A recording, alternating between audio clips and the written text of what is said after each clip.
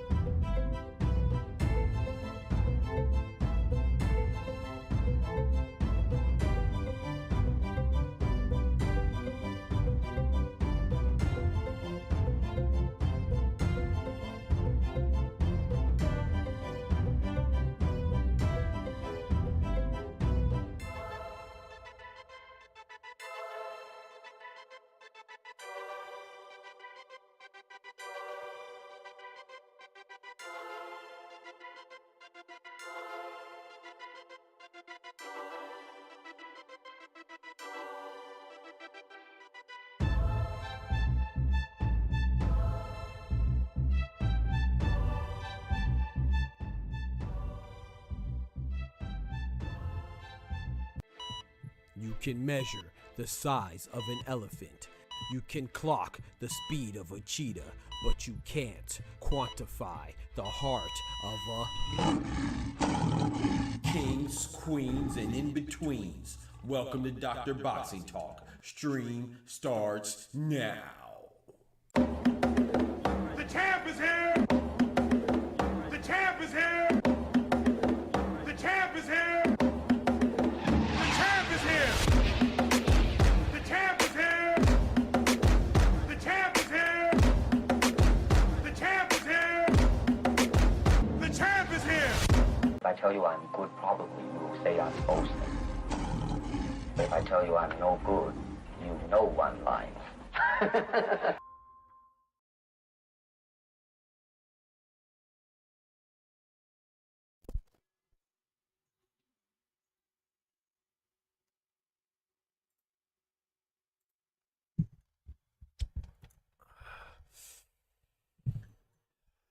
Yo, yo, yo, yo, yo. What it do, what it do, what it do, man. Good, great, grand evening, afternoon to everybody. Good night, depends on what part of the world you're at. Shout out to my brothers and sisters, my brethren and sisters, boys and girls, prince and princesses, hermanos, mi hermanas, ladies at large, kings and queens, and everything in between. Y'all know what time it is. A doctor's in the house. Let's get it popping, babe. Let's get it popping. Let's get it popping. Let's get it popping. Yeah, we here. We are here. We are here, man. We are here. What it do? Let's hit this wonderful roll call. We got the player partners in here, man. I see my brother Ty Morissette, big member in the building. I see my guy, my young brother Omari Thomas in the building.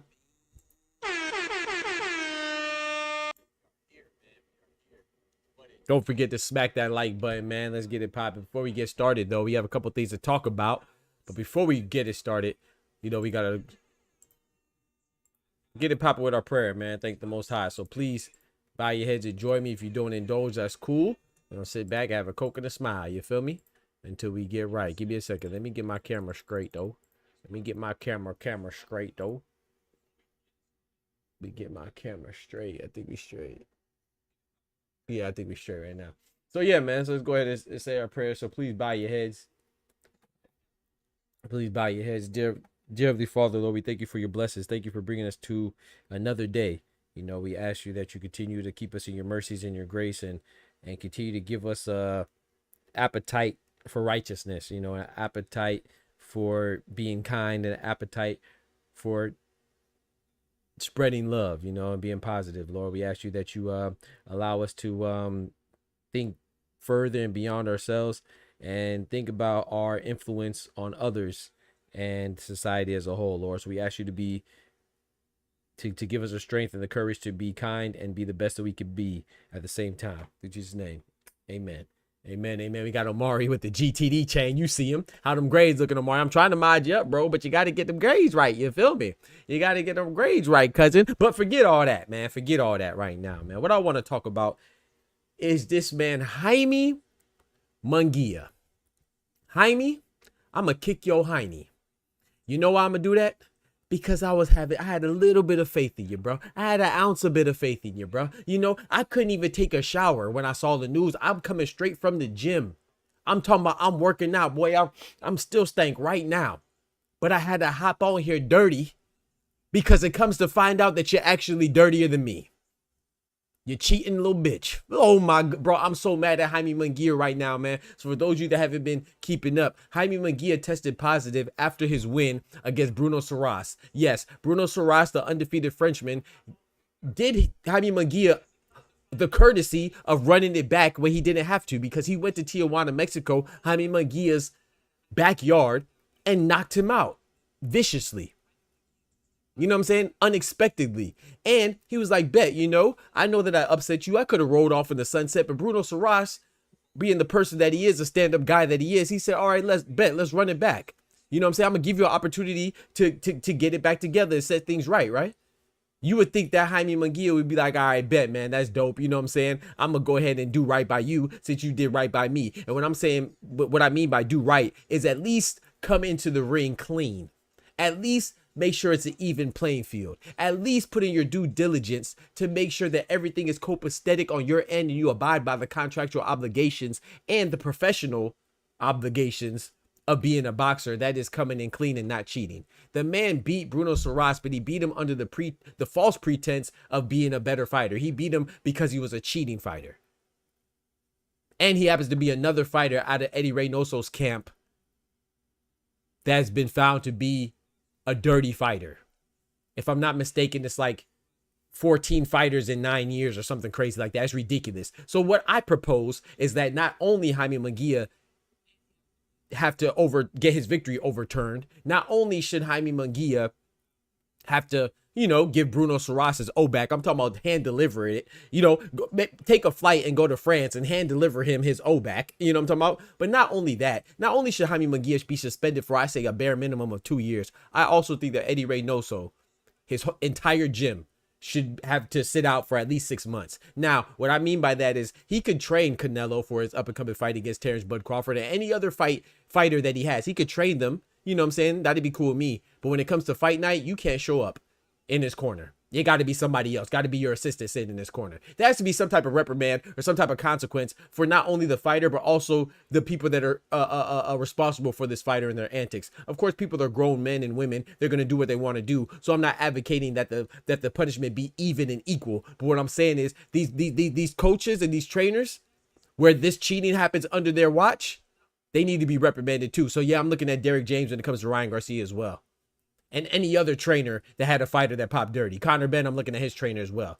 You know, like that Tony Sims gym or whatever the trainer was, where he had Conor Benn, Felix Cash, and whoever else he had that came from the same gym, and like 3 of them popped dirty. Yeah, I need them to be reprimanded as well. Because at the end of the day, it's negligence. And negligence doesn't excuse you from guilt.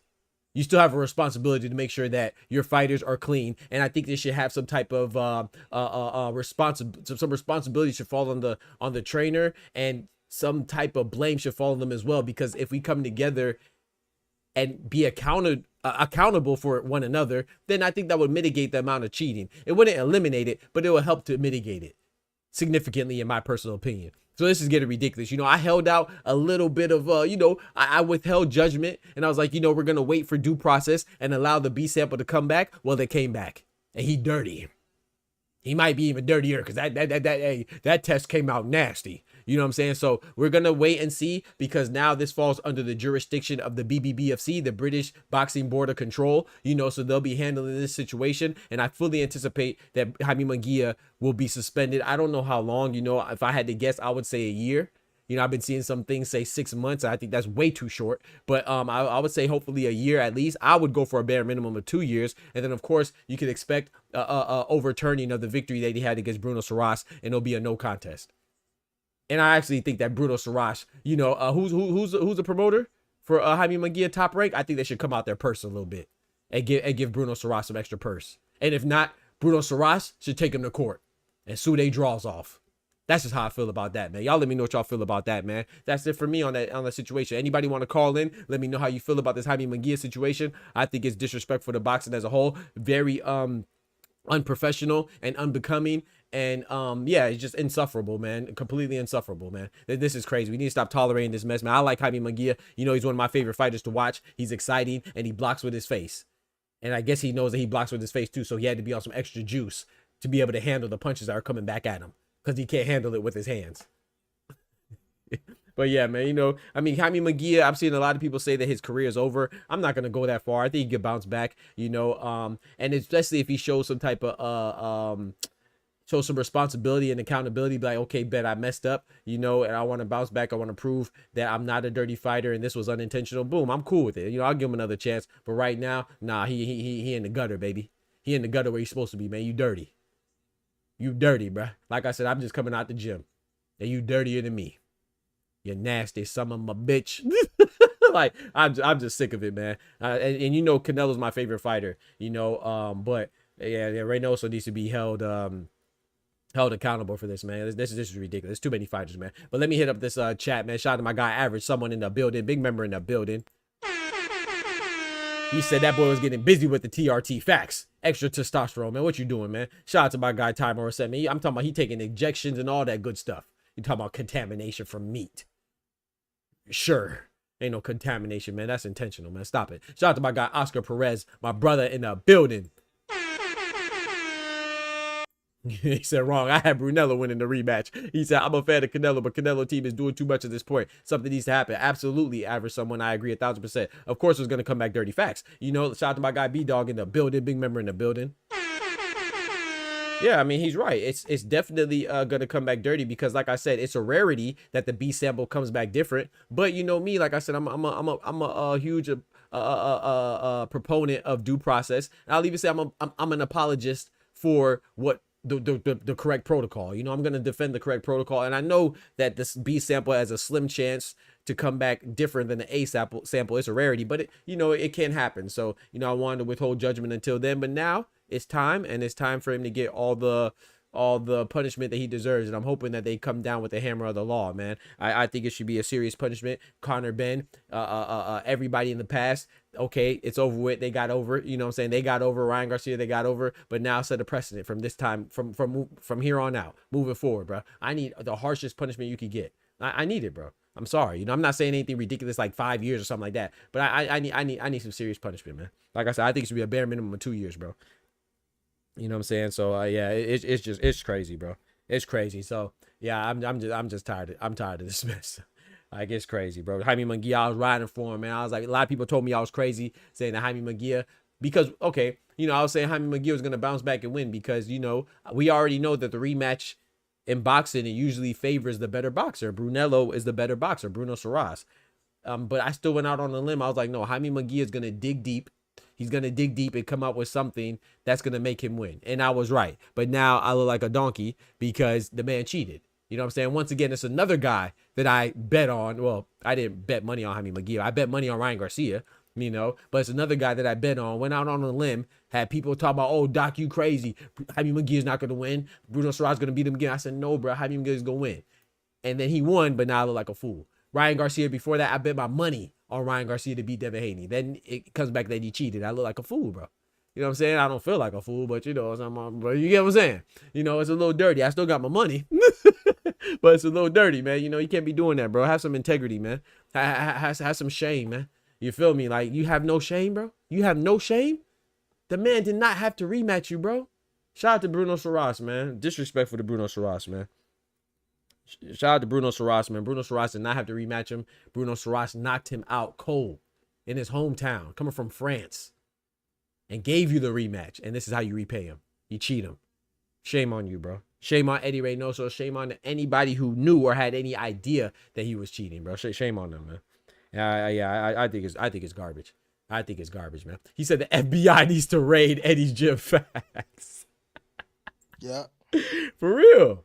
For real, they need some type of investigation, man. This is happening too much. You know, I like Eddy Reynoso, so obviously I like Canelo, so it's gonna be hard for me not to like his trainer, Eddy Reynoso. So I like him, but this is too much, bro. This is too much, man. And Terrence Crawford, I saw a video where Terrence Crawford was tested. You know, they popped up on him, right? If Terrence Crawford and Bomac and everybody that's on Terrence Crawford's team, we know he just got tested, right? If he allows Canelo to somehow not get tested, you stupid in a mug. Like, I'm not gonna lie. And I'm not advocating or implying that Cinnamon is cheating. I don't think he's cheating. But you just want to be careful. Cross your eyes. I mean, dot your I's and cross your T's. Because if you don't test anybody that's affiliated with the Reynoso camp, you stupid in a mug.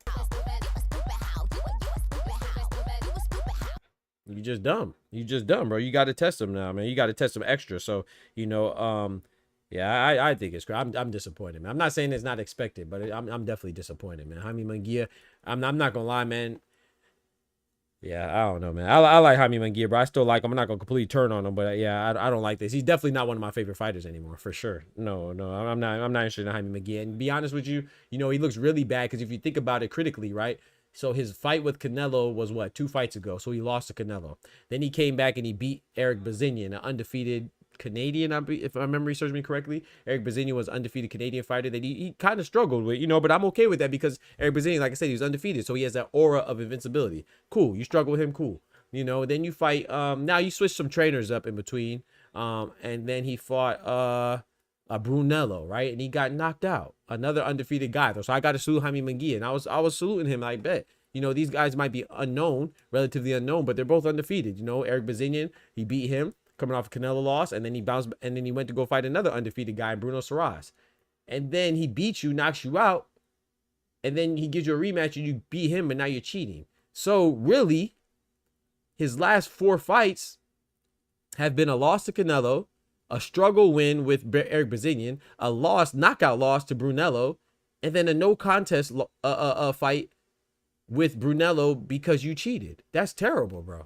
So you in my eye, you're 1-2 and no contest. I can't even say 1-2-1 because a no contest is not a draw. It didn't exist. I'm gonna give you the L for that. So I'm gonna say for me. So really on paper, you're 1 win. You're 1-2-0, and I'm gonna say 1 no contest, right? So you're 1-2-0 and 1. In my eyes, you're 1-3. Because a no contest because you cheated, that's an L for me. Yeah, that's how I count that. So yeah, man, it's terrible, bro.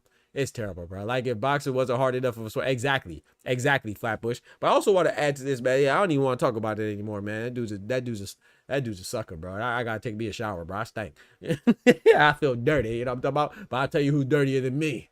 Jaime Munguia, you feel me? So it's gonna be a short show because, like I said, I didn't take a shower yet, and I still haven't eaten. I came out the gym and I saw this on my phone. I said, "What the."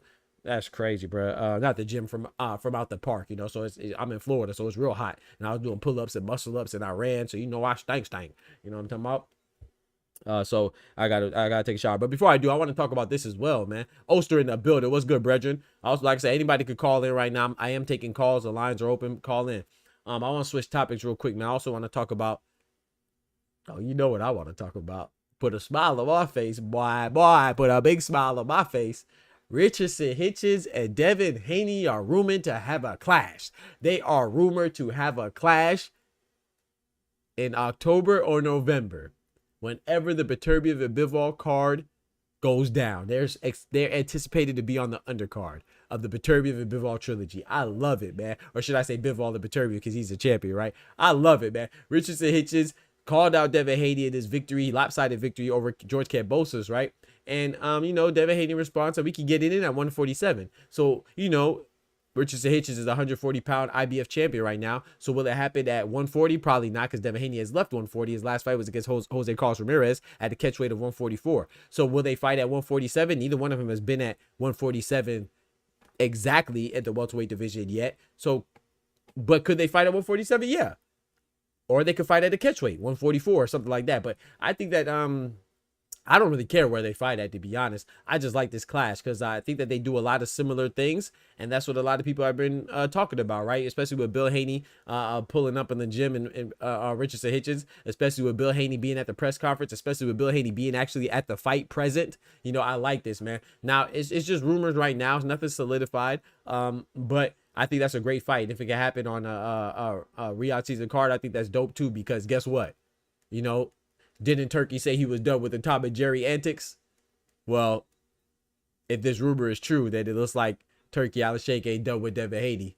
You know what I'm saying? Like, everybody tried to make it seem like, oh, he was excommunicating Devin Haney and he was exiling Devin Haney from Riyadh season. Well, it looks like he's still working with him. So maybe he was just speaking in generalities. Maybe he was focused on talking about Williams School. I don't know. Maybe he was talking about Devin Haney. You know, it doesn't matter. But it's just the fact that everybody was coming out and making it seem like, oh, he was attacking Devin Haney. Well, if this card is going to be on the Bivol Beterbiev trilogy card, well, it looks like he'll be on Riyadh season. And we know Riyadh season is ran by Turkey Al-Sheikh. Oh, okay. I'm just saying. So I don't know if this fight is actually going to happen and come into fruition, but Richardson Hitchens himself has announced a fight on his Instagram. You know what I'm saying? So this is good news, man. I like this fight. I don't think anybody should dislike this fight unless you don't like Devin Haney. And then even if you don't like Devin Haney, then you should still probably watch it because you should be rooting for Richardson Hitchens to beat the guy you don't like or whatever. But, you know, stylistically, I think this is a good, it's very similar styles, like I said.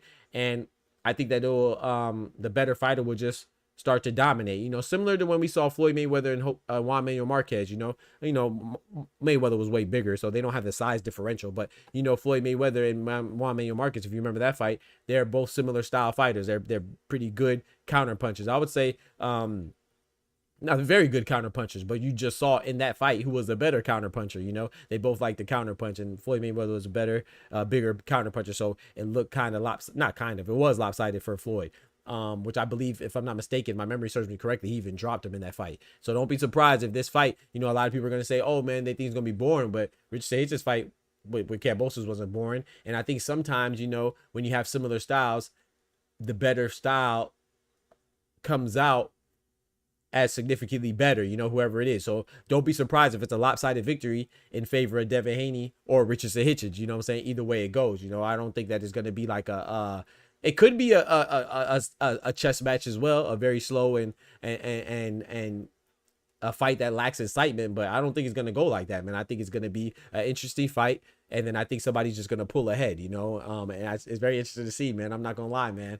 If that fight does happen, I don't know what weight class is gonna happen, but right now, off of the momentum and how we're feeling, man, just recent fights, man, I would lean towards Richardson Hitchens, bro. I would really lean towards Richardson Hitchens. I said this before, though. I always like to see Richardson Hitchens and Devin Haney fight, you know, because of the similar styles. Stylistically, they're very similar. And if you think Devin Haney would win, you should want to see this, because if Devin Haney beats Richardson Hitchens, man, he right back in the mix. That's good money. You know what I'm saying? And if Richardson Hitchens could beat Devin Haney, that's obviously definitively his best win. You know what I'm saying? Teofimo who? You know, because these are two guys that are fighting once again that are probably should be fighting Teofimo, because Teofimo wanted these fights, but he's not fighting either one of them, and they're probably going to end up fighting each other. So shout out to Devin Haney and Richardson Hitchens if this fight actually comes into fruition. Shout out to fighters that actually want to fight, and shout out to people that are holding fighters accountable that are actually ducking, not the ones that are fake ducking, that we don't like them so we think that they're ducking just because they're not fighting a guy that we just throw out there in the wind. You know what I'm saying? Because Teofimo has called out a lot of guys. Like Terrence Crawford, didn't fight him. Like Jerome Boots, didn't fight him. Like Brian Norman Jr., didn't fight him. Like Devin Haney, didn't fight him. Like Richardson Hitchens, didn't fight him. Do you want me to keep going? I mean, I can keep going. I'm not, you know, I might be at I might be at a loss of fingers and appendages, but I'm not at a loss of names. I can keep going, you know. Because Liam Parle called him out when he beat Super Matias. Teofimo didn't want that. Jack Catterall called him out after he beat Regis Prograis. Teofimo didn't want that. I mean, I can keep going, but you get the point, though. So shout out to Richardson Hitchens and Devin Haney if this fight actually does come into fruition. Like I said, it's nothing solidified yet, but we shall see, man. So yeah, man. Like I said, once again, y'all let me know what y'all think about that. Hit the comments and turn me up, man. Let me know. Let me know, man. He said, notice at 140, nobody calling out Russell. Yeah, no one's calling out Gary Anton Russell. That's a fact. I will say this, though. Gary Anton Russell, he's a good fighter, but is he really worth... And I like Gary Anton Russell, but is he worth the risk? And I know that sounds crazy because he's a champion, but hear me out, you know. Who's supposed to be calling him out right now? At 140. I mean, Teofimo, we know Teofimo's not going to call him out, right? He should be, but he's not. Alberto Puello has a fight with Subra Matias. Richard Hitchens just came off of a career-defining statement victory against George Kambosos, and he's targeting Devin Haney or Teofimo. So I'm not making excuses for these guys, but why would you fight Gary Anton Russell right now? I mean, it's just an unfortunate truth. So he has to make himself desirable. I know he has a belt, so he should be desirable by nature, by default. But no, it doesn't work like that. This is boxing, man. We just saw Ryan Garcia, who is the least accomplished in boxing, headline a card over champions and current champions and former champions and former undisputed champions. Devin Haney was an undisputed champion, and he fought Jose Carlos Ramirez, who's a former unified champion. Ryan Garcia headlined over them. He's never been a champion. Teofimo Lopez is a current 140-pound WBO champion.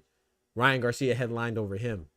So being a champion is not enough in this day of poo-put, garbage groupie boxing fans. You know what I'm saying? Being a champion is not enough to justify you being worth the risk. So you can say Hitchens should be calling them out. I don't really go for that. I know and I mean, that sounds good, you know, because, you know, Gary Anton Russell beat him in the amateurs. Nobody cares about the amateurs.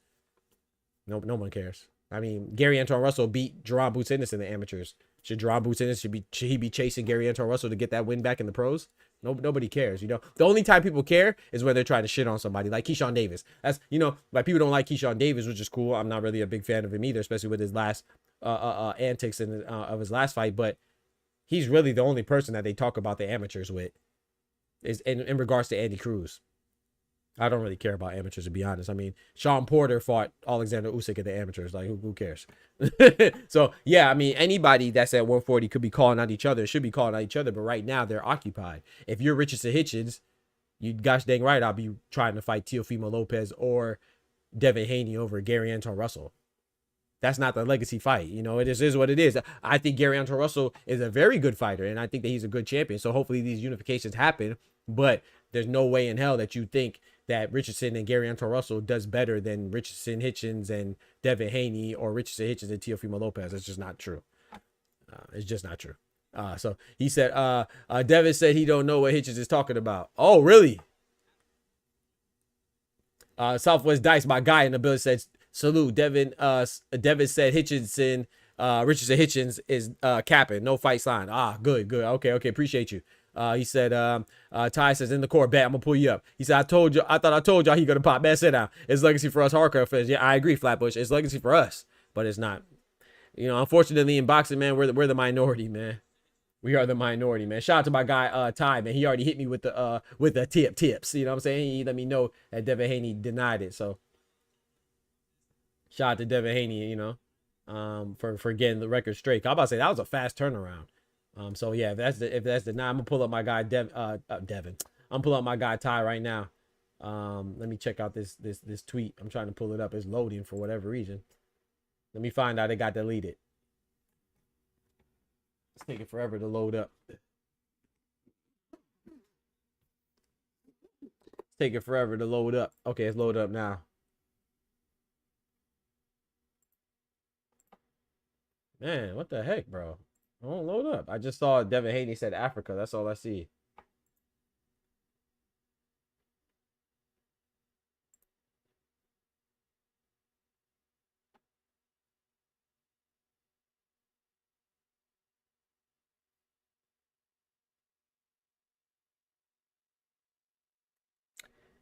Let me pull up my guy, Ty.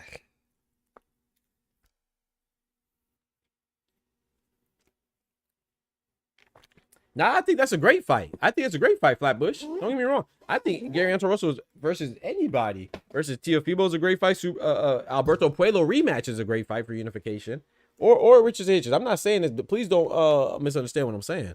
I'm not saying it's not a good fight. I'm saying it's not a big fight.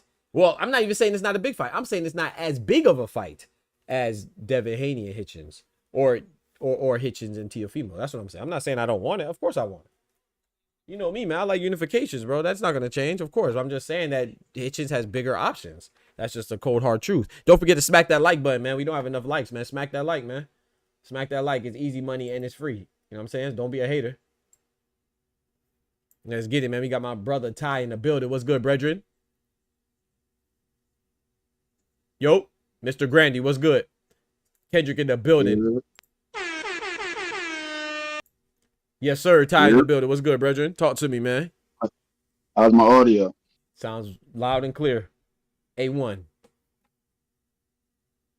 I think Richardson and Hitchens might have jumped the gun a little bit. Let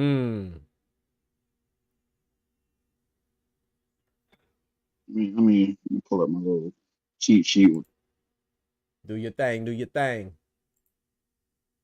facts. So everybody got the news from basically somebody going on X and saying Hitchens said something on his IG Mm-hmm. about potentially being on an Arthur Viterbi. Duval. Mm-hmm. Yeah, which stems from his IG post. Somebody posted that, said something on X out of context, but what Hitchens actually said on his IG, I sent to you, since it was actual thing, a screenshot just in case he got rid of it. Mm-hmm. So Hitchens said on his IG, breaking, Devin Haney is set to fight on the B-Ball Better PL card. Yep, I saw that. Yep, He's appreciate played it there. Hitchens put down the possible opponents. it. Two of them I'm not sure about because who's Harlem Eubank supposed to be actually fighting? Exactly. He's supposed to be fighting Jack Catterall. That's why I was surprised by that. I was like, why is Harlem Eubank on the list? But whatever. Go ahead. They might not be finalized because according to Hitchens' manager, those other two guys are the options. So you think they could scrap the Eubank and Jack Catterall fight, and then one of them could be fighting Haney? Manager and Turkey ain't getting contact with Devin at that moment. That's 4 hours ago. So yeah, Devin called cap on it, but he's saying something different now. According to are you going in and out? See, I thought you stopped talking. Now you going in and out now. Oh, my bad. I was checking something. No, And you good. Bill went on to say he got the call from the Turk. Apparently on something. Devin possibly be on that card, but there isn't a named opponent. Ah, okay. Yeah, okay. I saw that part, yeah. Huh. That'd be nice if Devin's on that card, man. I would like it. I would like to see it. I would like to see Hitchens on that card as well. You know what I'm saying? Even if they're not fighting each other. Maybe you can have a build up to a potential clash. It's going to be interesting if it happens. He said, but I think Russell beats Hitchens. Y'all, hey, man, my boy a champion now, man. Y'all gonna get my boy name right, man. It's not Hitchinson. It's Richardson Hitchens, man. Y'all gonna get my boy name right. He's a champion now, man. Put some respect on him, man. That's interesting, though, Ty. So what you think? If you had to guess, I'm asking Ty Morissette, a.k.a. Bodega Ty, a.k.a. BTF Square Up Champion, a.k.a. Banford Pan King. I'm asking you. Your expertise, if you had to guess who Devin would be fighting, if he's on that card, who would it be? I was thinking somebody else, but based off of those names, I think it would be Hitchens. Just for the simple fact that that's the card that Eddie Hearn is the showrunner for or the primary promoter. And seeing the information that Hitchens got, he must be still working with Eddie. Come on now. Turk said he wasn't going to work with Hitchens without Eddie. Come on now. That's what I was thinking too, because, you know, just the fact that he even, whether he's right or wrong, let's say he's wrong. Okay, he's completely wrong. The fact that he even has an idea that this could happen or a feeling means that, yeah, I agree with you that he's probably still working with Eddie. Unless, if not, then that means that maybe Turk had a change of heart and he said you're gonna work with him, but I don't think so. I think it's more likely that he's probably still working with Eddie because, you know, Turk is entertaining, or he feels like he might be on the Bivol Beterbiev card. So he said just change his name to Richards is crazy. It just need to see about 140 first before talking about fights at 147. He still got to see Russell, Matias, and Puello. I agree with Russell. I don't really agree with Matias. I agree Matias or Puello winner. If Matias wins, absolutely unification. But if Puello wins, I don't really, no disrespect to Matias, but I don't really need to see that fight. If it happens, that'd be cool. But I would say the winner. I want to say he has to see Matias. I don't think it's like obligatory. It's gonna be interesting if it happens. He said, but I think Russell beats Hitchens. Yeah, that's a good fight, man. I would lean towards Russell as well. I like Gary Anto Russell, but as a fighter, but I don't know, man. I think that I agree with Ty 1,000%. I think that if it does happen, not only would I like to see Hitchens and Haney more, I think that's the one that it would be, because it just makes sense, unless they're gonna switch up their whole intent, because Jack Catterall's talking about fighting Harlem Eubank Jr. That was a plan. So like I said, plans could change. Of course, you're gonna take the Riyadh season money, you know what I'm talking about. So and Devin Haney and Catterall, or Devin Haney and Eubank, that's a bigger fight for Eubank or Catterall. So that makes more sense. But economically speaking, but man, yeah, I would prefer Haney and Hitchens. And I don't think that I kind of disagree, Mr. Grandy. So I respect your opinion, but I don't think that Hitchens has to see about anybody at 140 first. Of course, like I said to Flatbush, of course, I prefer unifications. I'm sure you do too, obviously, with your statement. But we're talking about the economics of boxing. Championships, unfortunately, I respect champions. Obviously, that's why I be getting a lot of flack. People say I respect champions too much, or I put too much onus on that. But the harsh reality is that we care about bigger fighters, not us individually, but we care about the profile of the fighter as a whole in boxing, that we care about the champions and the accolades, right? So I mean, like I said, that's why Ryan Garcia headlined over all those other accomplished fighters, right? So the championships matter more if it's coming with like a Tank and Haney, and then they both have belts. Okay, that's what the champions matter. But if we talk about just fights, Hitchens, I disagree that Hitchens has to fight anybody at 140. I think you should prioritize Haney. I mean, I think Teofimo should too. It's just Teofimo pussy, like Subro told us. You know what I'm saying? Like even Teo, I want to see unifications as well, but I would understand if he fights Haney. Haney is, it's a bigger fight.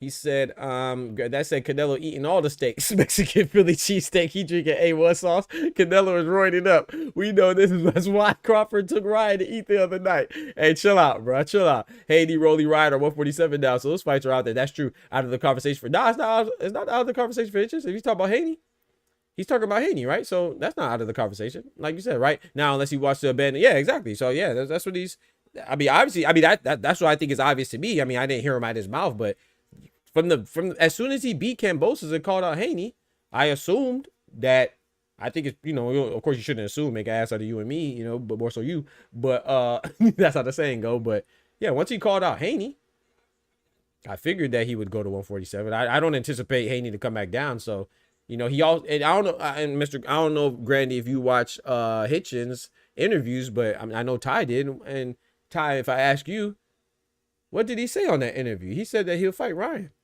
That was one of the names he brought up. So yeah, so I don't think that he's what's the word I'm looking for? I don't think he's confining. I don't think he's confined to 140. You see what I'm saying? Yeah. Yeah. So you watched. He said he was open. It's 3 separate accounts of him saying he's going to go to 47. Whether it be Barack interview, the interview with Najee on Cigar Talk, or what he said in the ring emphatically when he called out Devin. Yeah, so that's a fact. What everything Todd just said. So I would rather, me personally, me being selfish, yeah, I say the same thing about Boots though. Boots, Hitchens, Crawford. I said the same thing about Crawford. I would rather Crawford stay at 154. I'd rather Canelo fight more 168 guys or Benavidez ideally. But I understand the moves because it is about money and legacy, and I definitely think, in my personal opinion, despite what I want to see, Haney is definitely, I don't care what happened with Haney, how much we dislike him, whatever. Haney's a legacy fight for everybody at 140.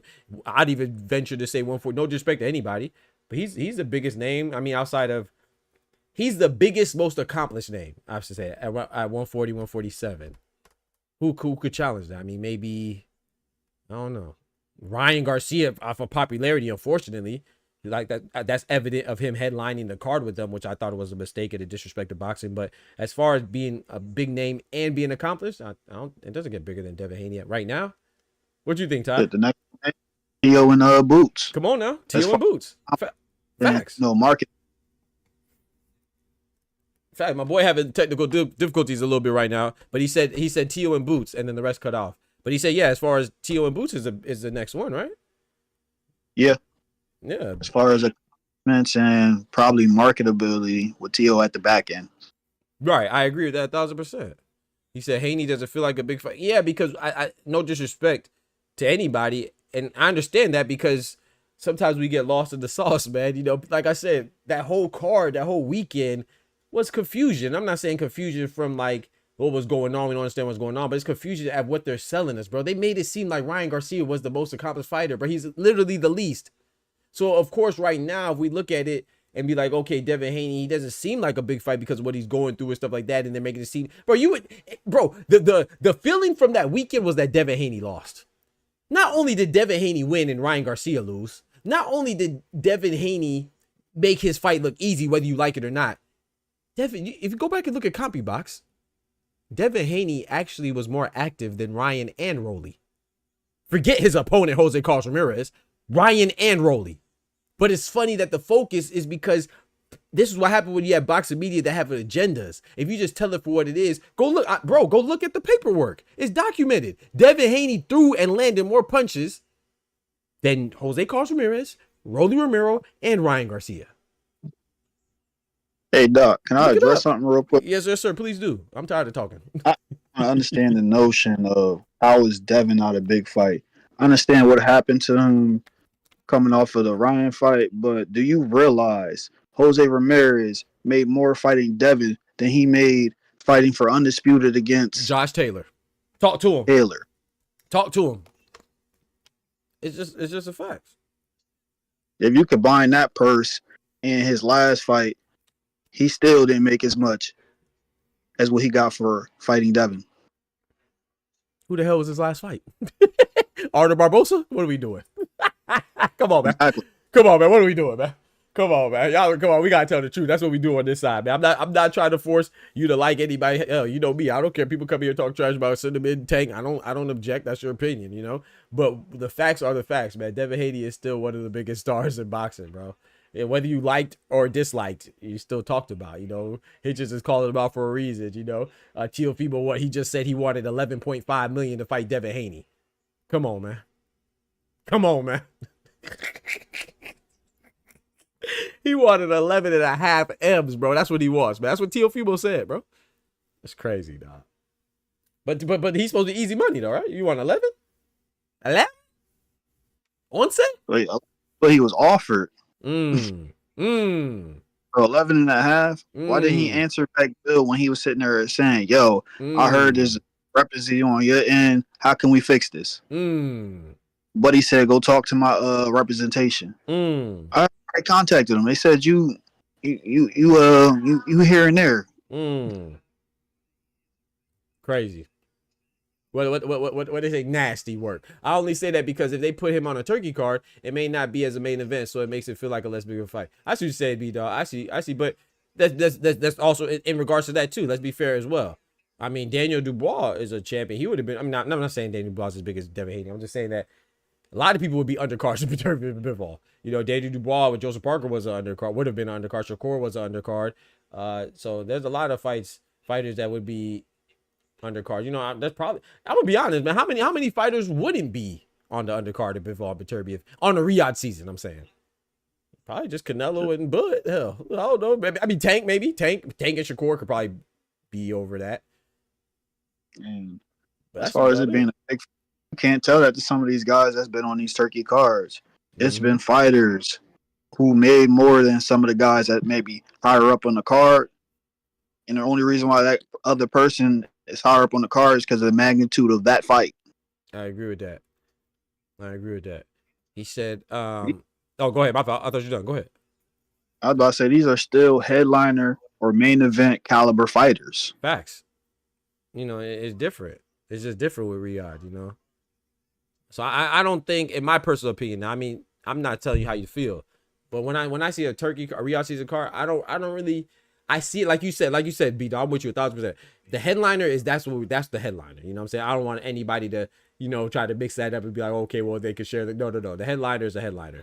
But when I look at a Riyadh season card, I don't look at it as insignificant, you know? Like I look at it as it's just a compilation of great fights all together, you know, and just, you know, I you know, it's crazy. I don't even look at Beterbiev and Bivol as being yes, it's a bigger fight because that's what I want to see, but I don't see it as being like, oh, the fan-friendly fight, the consumer wants this fight. I just see it as being there because it is undisputed between two phenomenal fighters. So it's like a respect for the hardcore boxing fans. But please don't get it twisted. Like, Beterbiev and Bivol, no disrespect to them, they're not big guys as far as popularity goes. They're not like popular stars of boxing. Heck no. You know, yeah, I mean, bro, the average person could tell you 3 people that Beterbiev fought. If and you could give them Bivol. They could tell you 3 more. They could tell you 2 more people that Beterbiev fought. You know what I'm saying? Bivol, they could probably only tell you Canelo. Half the people out there don't even know he fought Zerto. Man, come on, man. These guys, you know, it's big because the magnitude of boxing and Riyadh. That's why it happened, because he's the one that's putting up the money. There's a reason why Bivol Beterbiev didn't happen until Turkey. So I get what you're saying though, B-Dog. Don't be wrong. But I do think so. Okay, let me be very clear what I'm saying. My rebuttal to you is that I do think people are coming to see it, despite it not being the headline. That's what I'm trying to get to. I know it took me a long roundabout way to get there. I took the scenic route, but what I'm saying is that I disagree with the notion that, unlike, you know, like most cards, people are only coming to see the headline. With Riyadh season cards, I don't think so. I think that some people are actually watching to see fights that aren't the headline, aren't the main. I do think a lot of people wanted to see Joseph Parker and Dubois. Hell, I think a lot of people want to see, even when he got the late replacement with Bacoli, I think a lot of people want to see that. I think a lot of people, I mean, I remember streaming, you know, talking about it. Like, a lot of people were telling me that they weren't even the most interested in Beterbiev and Bivol. They're interested in Shakur and I remember it was Shakur and Schofield. How many people were talking about that fight? A lot of people want to see that fight. That wasn't the headline. So I do think Riyadh season goes with a different set of rules than the traditional boxing headliner rules that we want to see that, you know. But that's just my opinion though. You know, I don't look at the economics and like know the viewership count and stuff like that to defend what I'm saying. That's just me thinking. They said exactly my point. Steak sandwich made with a cinnamon roll. Bro, I'm done with you, bro. Get off my boy. Peel Out in the building. What's good, Peel Out? Yeah, I just think it's looked at a little bit differently. Oscar said, yes, you got 2 fighters out of the 4 main guys in the card who are pressure fighters, all action, no defense. Yeah, man, I'm looking forward to that. Oster said, Doc, this the shit I be talking about. These fighters think they better than they actually are. They keep putting money in front of talent. Cool. Somebody gonna get them embarrassed in the ring. Watch and see. Yeah, facts. And yeah, I mean, but you know why Turkey could do that and they could do that? It's kind of our fault too. And I'm not saying us individually, like I said, but collectively, bro. Boxing is not big, especially in America, man. Like that, bro. But I've said it too, and nobody else said it with me. You know, I'm talking about, I'm not saying that y'all didn't agree, we didn't agree, we weren't in concurrence. I'm talking about like boxing media space. I'm not in like the commentators of the zone. They thought it was cool that Ryan Garcia was headline. You see people all, oh yeah, I can't wait to see Ryan Garcia. Bro, no, he didn't. That was disrespectful to boxing that he headlined that card, bro. And I'm not saying that because I don't like Ryan. It has nothing to do with it. Of course, I don't like him either because he's a racist butthole. You know what I'm saying? And he's a cheating, incompetent, ignorant piece of crap. But besides that, if we're talking about boxing, he shouldn't even been on the front of the bill in his fight against Rolly. Rolly's more accomplished than Ryan. He's literally, bro, I cannot say this. I can't stress it anymore. He is literally, go look at their accolades and accomplishments. He's literally the least accomplished fighter, yet he was the most. He was put in the most, the biggest position. He was on the highest pedestal. That doesn't make sense. He was the MVP of a card. He averaged the least amount of points, the least amount of rebounds, the least amount of assists, and he ain't blocked Nan. He ain't blocked Nan shot or get Nan steal, bro. But he was the MVP. I mean, I'm not making this up. It's just true. Don't forget to smack that like button, man. So yeah, it's like, I don't know. It's just boxing is like, I don't know, man. It doesn't have like I say, it doesn't have like, when it comes to, how can I say, like when it comes to prioritizing good fighters and a good like championing, like champions and stuff, boxing doesn't really have a good standard for that. It doesn't really have a standard at all. So, you know. It's not really off of merit, is what I'm trying to say. You don't really get put on a pedestal. Some do, but some don't. So like even with Hitchens, you know, I agree with who said it, Grandy and I think Oster, and I would love Hitchens versus Russell, but don't get it twisted. If Russell, even though Garcia is coming off of a loss, I didn't mean to put the quotes on the loss. Even though Garcia is coming off of a loss and a hand injury and a shoulder injury, If Ryan Garcia came out and said he wants to fight Hitchens next, I guarantee you that's a bigger fight than Hitchens and Russell. I guarantee you that's a bigger fight than the Hitchens versus the winner of Puello and Matias. I guarantee you it's a bigger fight. Who else another champion? Hell, it's probably bigger than Hitchens and Tio. Well, I don't know about Hitchens and Tio because that's a all New York affair. It might not be bigger than that, but it might be. I don't know. And that's the scary part. That's the sad part. I really don't know. But I guarantee you Garcia and Hitchens is bigger than Hitchens and Russell or Hitchens and the winner of Matias and Puello. I guarantee it. If that Rolly shit ain't happen, yeah. Come on now. Come on now. I guarantee it, bro. They literally made a belt for the man so they could try to kick to us Boots and Ryan, man, for a consolidation of the belts for the WBA. Come on, dog. Can't make this up. Now all of a sudden they ain't worried about consolidating no more, huh? Ain't nobody pushing Boots and Rolly. You think I can't make it up, bro. It's right in front of our faces, man. Shit, they got the WBA out here not reading their rule book. Come on, man. Because how do you name a WBA regular champion and automatically try to consolidate the belts? While you have a active mandatory. Come on now. Active mandatory. Shakram Giyashov. That's the WBA. He was, in fact, not only was he the mandatory for Boots now, he was the mandatory before Boots even had the belt. So you know he was for show the mandatory. He was the mandatory for Stadionis. That's what you gotta go by the order of operations. So even if you want to mandate the champion by WBA rule, whoever that regular champion was is supposed to handle the mandatory. Come on, man. So why isn't Rolly being ordered by Shakram Giyashov? Right. No, you know they got clauses for that, man. they would have bypassed that, bro. They don't care about the rules, man. They just don't talk about it. Facts. Don't forget to smack that like button, man. Please, can we stop promoting Ryan in any way? Let him fade out. Yeah. I wish, Oster. I really think Devin will put a beating on Hitchens. I'm not mad, bro. Hey, bro. Don't call my man Hitchens no more, bro. I'm about to get mad. He a champ, man. Get his name right, bro. He a champion now, bro. Richardson Hitchens, man. You know what I'm talking about? Not Richard Hitchens. I know Richard Hitchinson does sound like a more. That sounds like it's more correct. But it's not Richard Hitchinson. It's Richardson Hitchens. Get the man name right, man. He a champ now, man. You can say Giannis Antetokounmpo. You can say Richardson Hitchens, man. You can say Bakram Murtazali if you can say Richardson Hitchens, man. Put some respect, man. It was all right to get his name wrong when he was a contender. He a champion now, man. Put some respect on his name, man. You can get Arthur Baturbia if you can get Richardson Hitchens, man. You feel me? He can get his respect, his name, as soon as that fight is actually announced. Talk to him. Because 24 hours ago, well, shit, last night, Bill was calling cap on you and your promoter. You and your manager.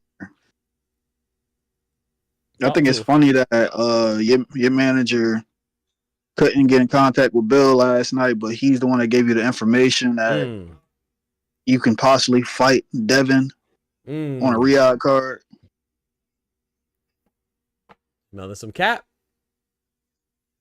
That's crazy. We got Oscar in the building. I'm gonna pull up Oscar. All right. No, you're good. No, you're good. You can chill because I'm not gonna be on too long anyway. So we kicking it. Oscar, what's good, brother? My brother, what's good? I know what y'all thinking. What we thinking, bro? Yes. Richardson Hitchinson sounds better than Richardson Hitchens. The man Oster disrespectful, man. That's his partner too, man. He from New York, man. Come on, bro. You from New York City, man. That's where you from, man. That's crazy, bro. Nah, I agree with Tidal. I think I agree with everything y'all saying.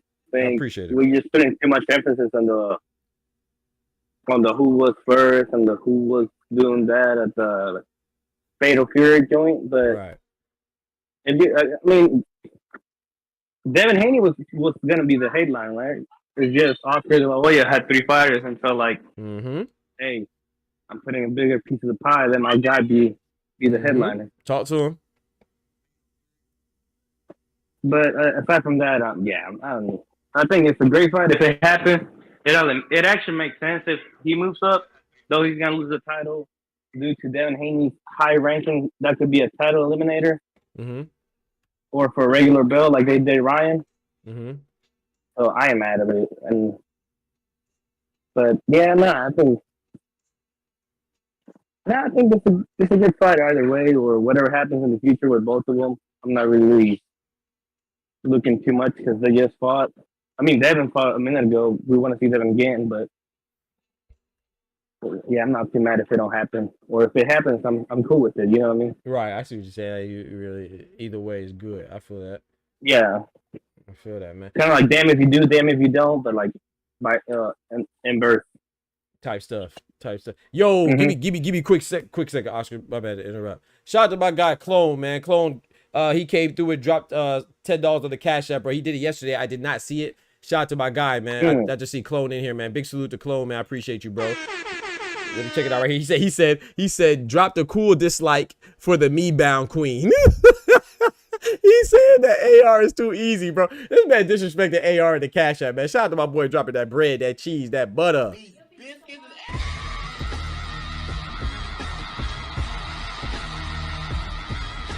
Hey, don't be mad if Fifi next year she opens up that OF and gets the woman athletic of the year. Not the OF. Yo, hold on. Shout out to Samuel. Samuel Jackson?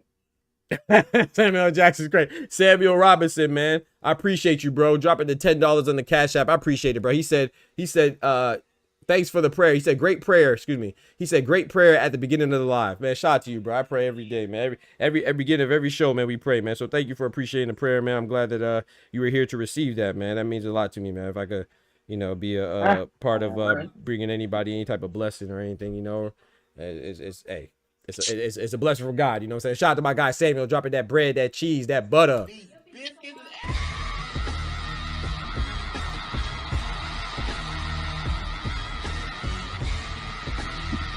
And who's Samuel in the chat though? If you could tell me what's your name in the chat, man, so I can thank you by that name as well. Thank you, bro. Yeah, man, boxing and blessings is love. You feel me? Let me hit some of this chat real quick. Munguia trash. My guy Dub in the building. Yeah, Munguia.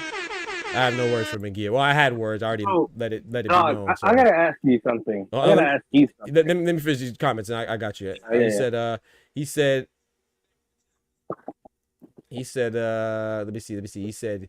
He said, IBFP is a Canelo nut hugger. It's crazy. He said, I feel like that's the payoff. The fight gets made, the fighters get paid, but at the expense of individual marketability of the fighter, if that makes sense. Now, it makes sense. And that's the thing too, bro.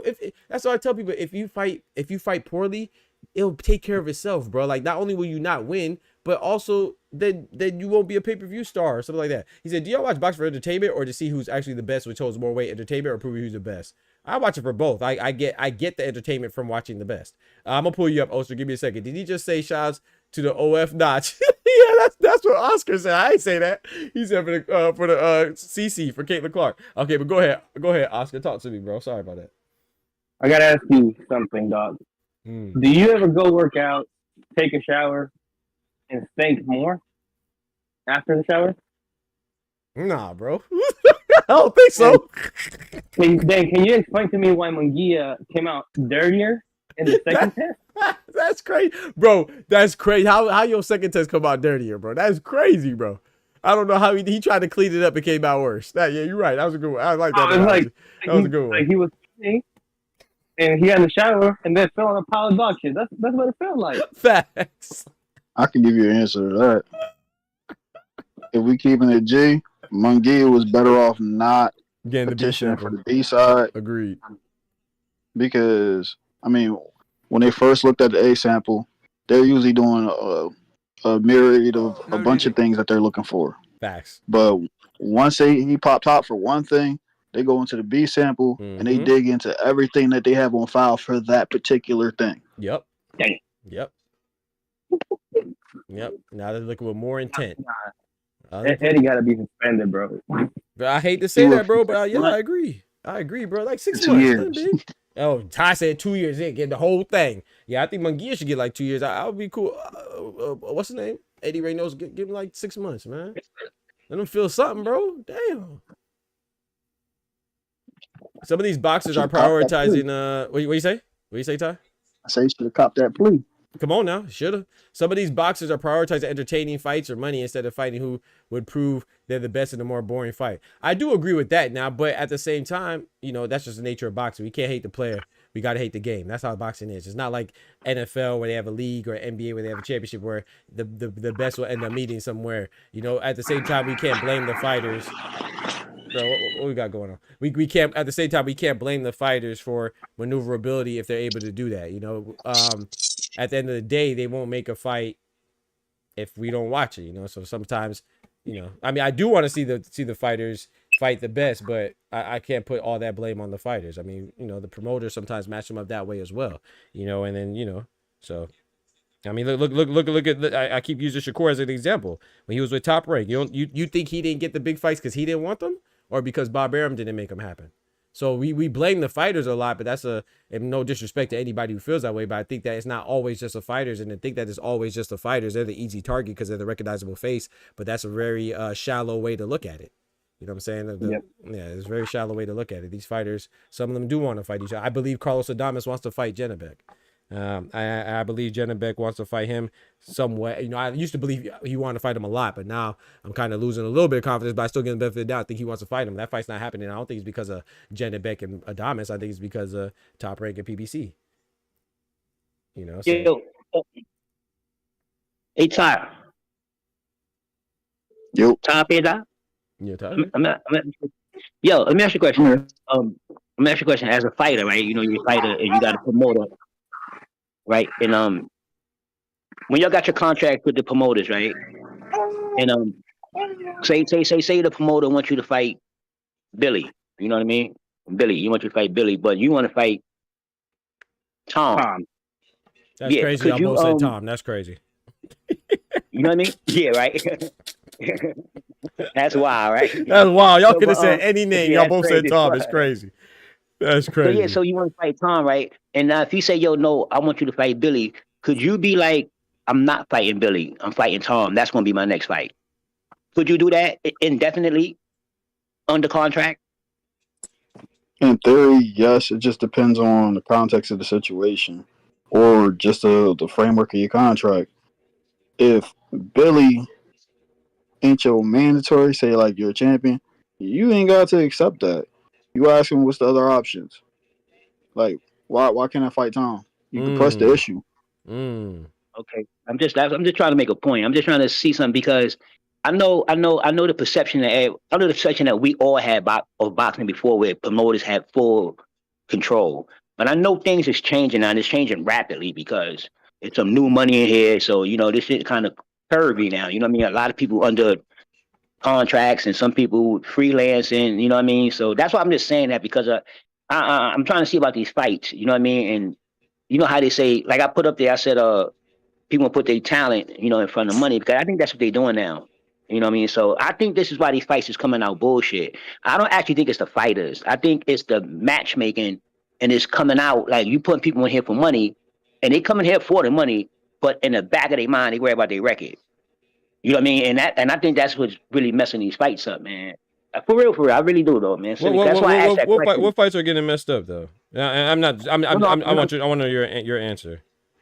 No, I'm not talking about like messed up like the fights. I'm talking about the matchmaking and right. That's what I'm saying. It's all based on the running thing, right? And stuff so like that. And so which fights? Yeah, I'm just saying all fight. I'm not saying which fight in particular because I don't want to. But see, that's a problem for me because I'm not talking to you. I'm talking about the boxing landscape, right? Because we are saying it like, in my personal opinion, we're saying like this is the majority of fights. We just watched the Junto Nakatani card. There was no boring fights on there. So I agree. I agree with what you're saying. But we have to look at the problem, the source. Like you said, I mean, I've said this yesterday as well. It's a matchmaking. It's Riyadh season. That's what it is. I mean, it's Big Turk putting Devin Haney with Jose Carlos Ramirez. I think it's going to be explosive. It's Ryan Garcia and Rolly Romero. We think that Ryan Garcia is going to be some super fighter that's going to beat former champions. It's Canelo and Skull. Those are the boring fights that we just saw recently. Every other card has been great. Caleb Plant and Resendez was good. Jamal Charlo and Cornflake Lamano was decent. What was the other fight on that undercard? I don't remember. There was another fight. Sugar Nunez and Rashiki, though none of them are mainstream guys. Right. That's a hell of a fight. So No, yeah, but, you're right. It's matchmaking, but it's not like overwhelming the sport. It's just that boxing media, and myself included, you know, content creators, and we focus on one or two guys. And we get disappointed in one guy. I like it's a problem with the sport, bro. We have not, bro. This year, we're in what, July, June? We're in June. We could see three fights, bro. 3 fights, bro. What other fights are we complaining about? We complain about 3 fights. Devin Haney, and all 3 of them are on the same weekend. Nah, but you know that I wasn't actually. No, not you. I'm just talking about people. I'm not you. No, my bad. Yeah, you know I be talking. My fault. Not you though. No. I know you ain't. I was just saying, like, I was just talking about the actual, like, not. You know how they say, this fight turned out like this. This fight turned out like this. I'm not saying. I'm just saying. I'm thinking that the fighters is putting the money in front of the talent, and so when they get in there. You know what I mean? It's not that they can't fight, because they next fights that they have and they don't be under re-off season, it'd be better than the fights they have and they got big money for. I'm starting to see this. I'm starting to really see it. And I'm like, yo, so, you know, and you're giving them the bag before you get in the ring. And I think that take a little bit of their hunger out. Because you give me a specific fighter and what fights you like, so I can get where you're going with that. Because when you generalize it, it's hard to really... Yeah, that's my point. Pinpoint what you mean. I can interject. It'll be like the Fatal Fury. I think that was the big catalyst of this, because everybody was asking for those guys and those things, like Teal, Ryan, and Devin. You put them 3 in against anybody, it'll be a hell of a card.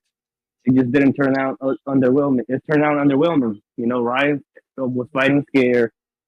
Jose Carlos Ramirez, he wasn't able to cut off the ring. And I mean, Teal looked decent, but Barbosa wasn't putting anything out there. You know what I mean? So it's like I wasn't talking about.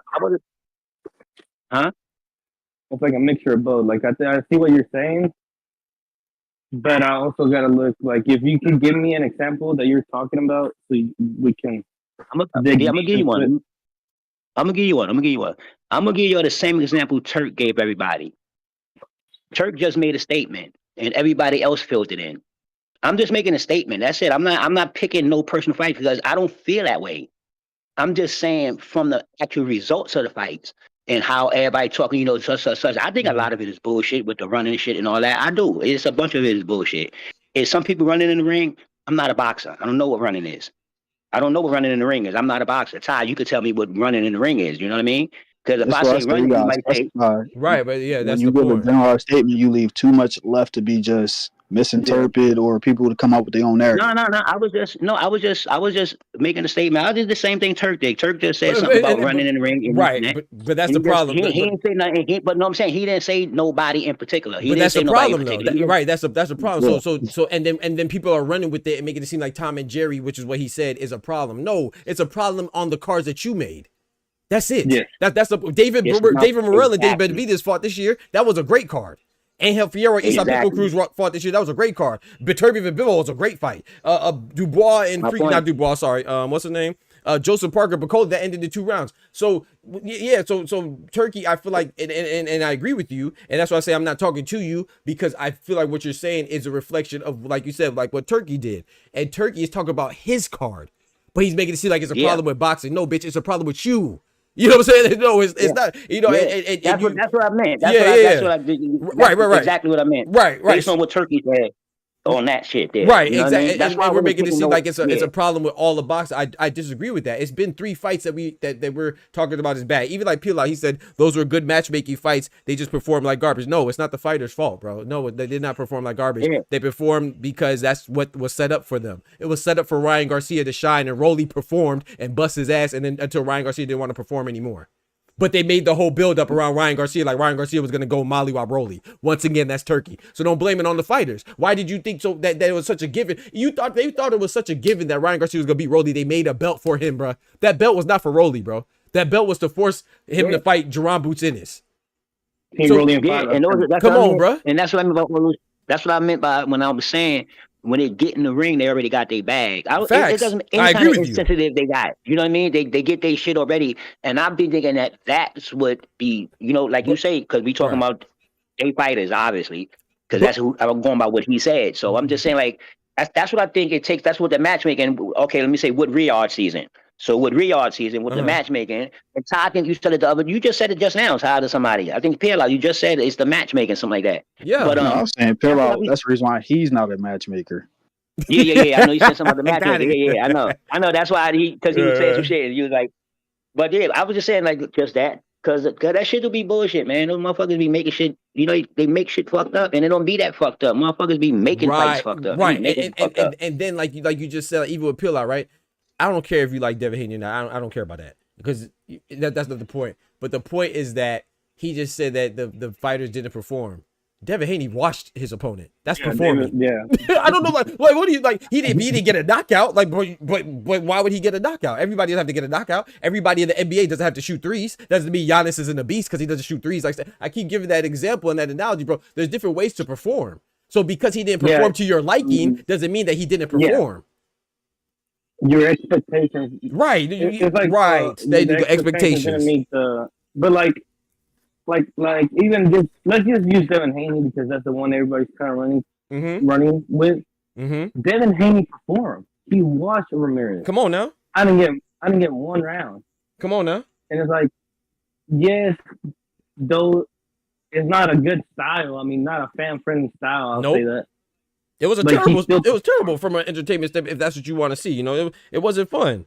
But don't make it seem like he didn't perform. Jermaine Ortiz and Teofimo had a very similar fight. That wasn't Riyadh season affiliate, so it does happen sometimes. Yeah. But Teofimo, I can't say that what's the name? What was I gonna say? I can't say that's a problem with boxing. It happened one time. Shakur Stevenson, Edwin De Los Santos is the other one. We make it seem like Shakur Stevenson fought twice since Edwin De Los Santos, right? Twice or three times? Twice. Artem Hartunian and Josh Padley, right? Since Edwin. But yet we make it seem like he's still a runner, right? You see what I'm saying? Like he ran in De Los Santos, and that was a terrible performance, but he stopped Padley. Artem Hartunian, in fact, Artem Hartunian was the one that was running in that fight, but we still call Shakur a runner. We still act like running is a problem. And I'm not saying I'm not saying that you're wrong for that. That's cool, but let's not make it seem like sometimes we let hyperbole overwhelm facts and truth and what we see. We have not seen Shakur run since Edwin De Los Santos. In fact, Devin Haney, we're calling him a runner. I've never seen anybody call him a runner until this last fight. He didn't run against Regis Prograis. Hell, he didn't run against Ryan Garcia. Obviously, he probably should have. Saying he should have ran. Come on now, exactly. People say he should have ran, but now all of a sudden Devin Haney, he's a career runner now. No, bro, you got to look at stuff. It can't just regurgitate the narrative because they will confuse you. They will have you lost in the sauce. Go ahead, Oscar. Sorry. I said to bring it back to Oster's point is like in Riyadh season or Fatal Fury, I can't really point out a guy that didn't perform the way we expected him to perform. I mean, Canelo, if we're honest, or Bud with Madrimon, we expected I'm so glad you more said that. Spectacular. I'm so glad you said so. I got a question for y'all. Before you ask the question, may I say this? The only person I was disappointed in was Canelo. Because everybody else, what they did is what I expected. Mm-hmm. Because Skull, I bet Skull till this day he believes he won that fight. Yeah, he probably does. But when I say I'm disappointed, it's because he's the one that surprised me for his lack of effort. Yeah. But everybody else, I'm not saying that I enjoyed the Devin Haney, but that's what I expected him to do. He just came off of a fight. First, we called pill hands. We said we didn't have no chin. Why would you think he's going to engage with Jose Carlos Ramirez? So that's what I'm saying. So our expectations are messed up, and a lot of people are mad at the Ryan Garcia fight just because he lost. That was it for them. Once Ryan Garcia lost, and then they was done with boxing until he fights again. So we got to curb our expectations. Right, we're not. But we also watch Juto Nakatani versus Ryosuke Nishida. They don't. So yeah, it's different.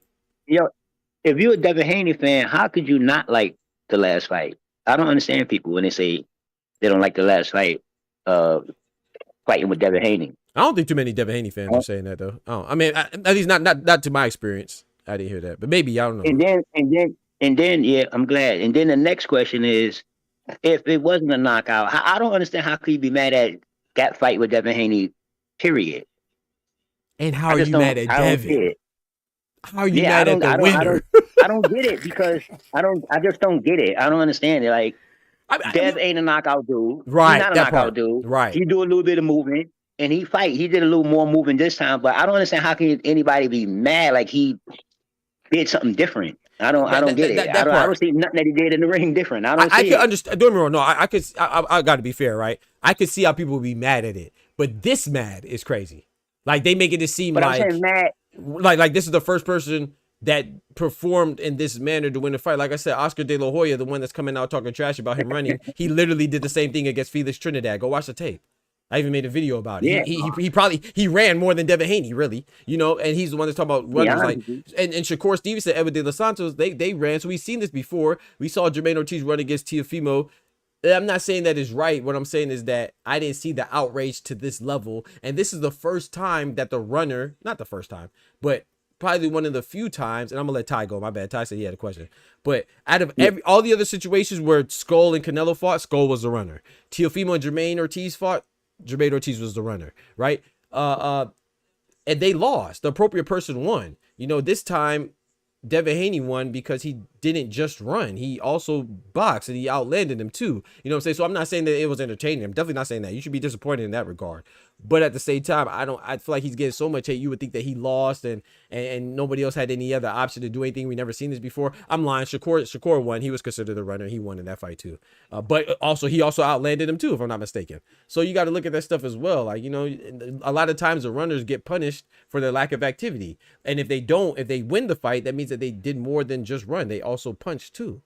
You know, so I don't know. It takes two to tango. Somebody said that. So it takes two to tango. It takes two to make a good fight. So if somebody is moving around, then somebody has to cut off the ring as well. You know, I'm not saying it's easy, but people make it seem like evading somebody in a confined space is easy. You couldn't outrun a fighter and last 12 rounds again without getting touched up. You know what's so funny? My bad, Ty, real quick. Somebody, Green Villain Mike, you know, I'm not gonna respond to him because I do a show every day. So if you want to talk, we can talk. Here, I'm not gonna argue with somebody on Twitter. But he told me that it's not easy to cut off the ring. Of course, nobody says it's easy, but y'all acting like it's easy to run, quote unquote run. That's not easy either. They're both professional pugilists. So if you could avoid somebody in a confined space, they're not running on infinite plane. Like I keep saying that. They're in a confined space. So you could avoid somebody effectively over the course of 12 rounds. That's not easy. You couldn't do it. That's not easy either. While somebody's trying to come forward and hawk you down. So if you're going to try to make it seem like it's a simple problem in running, then it should be a simple solution in cutting off the ring. It's both difficult. But guess what? Green Villain Mike likes Tank. Doesn't Tank cut off the ring? Yeah. Okay. Oh, what about Beterbiev? Doesn't Beterbiev cut off the ring? Oh, so it can be done. Oh, but you don't want, because you don't like somebody so much, you're making it seem like it's impossible. It's not impossible to cut off the ring. Canelo cuts off the ring. And let's say Beterbiev and Tank are, you know, the elite. You know, we think of them as the elite. Bitch, be elite Edward then. Nunez. Be elite then. Edward Nunez, No who such people thing as say he's a running. bum. Facts. Talk to him, Oscar. Can you say that again, please? Edgar Sugar Nunez, who Come on people now. say he's a bum Come on now. or a C-class fighter. Come on now. Yes, better identification. Come on now. Come on There's now. no such thing as running. Come on now. I'm not saying that run is easy. Nothing is easy. These are professional athletes. Nothing they do is easy. So if you're coming from the thing is, oh, you got to excuse because it's not easy to do. There's a lot. Knocking somebody out is not easy. Why do you think I give Edgar Berlanga his credit? Even though I say, oh, it's 16 bums, it's still impressive that he did 16, that he knocked out 16 people in a row consecutively in the first round. It's still impressive to me because knocking out somebody is not easy. So if you're coming at it from the standpoint, to me, that's just you just hating because you don't like Devin Haney. You like Tank, and you like Tank because Tank gets knockouts. How do you think he gets knockouts? You think people are just lining up, or you think he's cutting off the ring? Did he cut off the ring against Frank Martin, or no? That's exactly what he did. He cut off the ring. So if Tank could do it, why can't Jose Carlos Ramirez do it? Why can't anybody else do it? If Beterbiev could do it, why can't anybody else do it? Beterbiev cut off the ring against Bivol. Canelo cut off the ring against Billy Joe Saunders. Ramirez had the trainer of the year. Come on, bro. In his corner. Come on, bro. In his corner. But you giving people excuses because you don't like Devin Haney. That's what. So people make it seem like, oh, you like Devin, or you're defending them. No, I'm not defending. I think that fight. I don't like to see fights like that either. My favorite fighters are Canelo, Tank, and Juto. They don't run or quote unquote run or move excessively. So I don't even like that. I don't gravitate to that style. However, I'm not ignorant enough to be like, oh, this style shouldn't exist because I'm fond or not fond of it. No, this is how they fight. That's their fighting style, and there's an answer to it. So I don't even understand the amount of energy that's being put into stopping runners. That's not the problem, bro. Oscar De La Hoya ran against Tito and Tito won. What's the problem, bro? We've seen this before. You're not mad about the person, the action. You're more mad about the person that's being seen as successful doing the action. That's why you're mad. That's why. Ain't no such thing as running. Talk to him. Go ahead, Ty. My bad. I apologize, bro. Go ahead, bro. I'm shutting. I'm mute myself, bro. Go ahead, bro. I apologize. I keep yeah, my fault, bro. Y'all be saying some good points and then be having my gear spinning, man. Shout out to Oster and Ty and Oscar and everybody in the chat. My fault. I'm about to say the question I got kind of covers all of it. Was it truly the matchmaking that was a problem? And That's a good point. And the Fatal Fury joint. As far as any of those Riyadh cards, was the matchmaking truly a problem? Nah, not to me. I liked it. I think from the stars. Go ahead, Oscar. I just think like I'm gonna use Devin Haney and Ryan as an example. I think Devin Haney came in with the perfect game plan. Even Rolly said it. Rolly said he has the worst genes to box and all this and that. So he used the best of his ability. And to me, it was just the lack of game plan or the lack of being able to switch it up and fly. Like, bro, because Ramirez is a former Olympian, 2 times unified champion. If anybody could cut off the range, it's him. Plus, you got Robert in your corner, the trainer of the year. He should come up with game plans, different game plans. I mean, I don't know how you. To me, it was the lack of preparation on that one from Ramirez, and the Ryan fight is. I think he got dropped and he just fought scared the whole time. Like he switched off. Like, okay, I don't want to get knocked out. So he was just fighting scared the whole time. Yeah, that's normal. That's normal. Imagine opening the same thing. But to me, it wasn't the matchmaking. Shout out. Yeah, shout out. So I would go on to say the matchmaking was never a problem for these fights. I think people look too far into. I was gonna give my answer, Ty. This fight didn't look good. Oh, you got a response? Yeah, I was gonna give you my response. That was a good question. That's why I had to shut up for a minute. I couldn't say nothing for a minute. I had to be quiet. I had to think about that motherfucker. Be quiet for me. But no, I got a little answer though. But listen, I don't think it's a definitive answer. One, you know what I mean, that cover the whole thing. I think it's a little conglomerate of what Oscar just said. I think it's a conglomerate of a couple of things in a little pot that make it turn out like that. You know what I mean? It could be the point that I made with the insensitives before. You know what I mean? Part of it. It could be part of the actual matchmaking. You know, I think that got something to do with it. And what Oscar just said, I think it's I personally think it's a little conglomerate of a couple of things that make it actually turn out like that. You know what I mean? I think everybody play a little part. I like that. That's it. Yeah, I think everybody play a little part in that, man. My answer would be to Ty. I don't think it was just a matchmaking. I think it was more so expectations than the matchmaking. But I will say this too in response to what Oster just said, to piggyback what he said. I agree with him, but I don't think. I know Tim Bradley also said this, Oster, and I'm not mad at the incentives being blamed, but I don't think that's necessarily it either, because Zele Zhang and the Jit Caballero fought hard. You know what I'm saying? And they got the same incentives, you know, as far as large lump sum of money. We seen fighter Bacoli and Jared Anderson fought hard, you know, or Bacoli, you know. I guess he beat him hard, or, you know, I don't know. But it's just like, I don't think it's just like, oh yeah, I'm getting life-changing money, so I'm not going to fight hard. I'm not saying that that's not a possibility, because like, let's say like if you're towards the end of your career, maybe, and I like Canelo. I don't think Canelo would do this, but I'm saying like maybe since Canelo's at the end of his career, Tyson Fury, Usyk, maybe Terrence Crawford, maybe that idea runs across their mind, because like, okay, bet, you know, I'm about to get paid. I'm at the end of my career anyway, so shoot, I could just mail it in, you know, pack it in or whatever. I don't have to fight hard. But I don't think that's crossing a Jit Caballero's mind. I don't think that's crossing Carlos Adames' mind or whoever else that put on a good performance. And I don't think it's gonna cross Shakur's mind. You know what I'm saying? Like, so I don't know about that. But go ahead, Ty. No, 100%.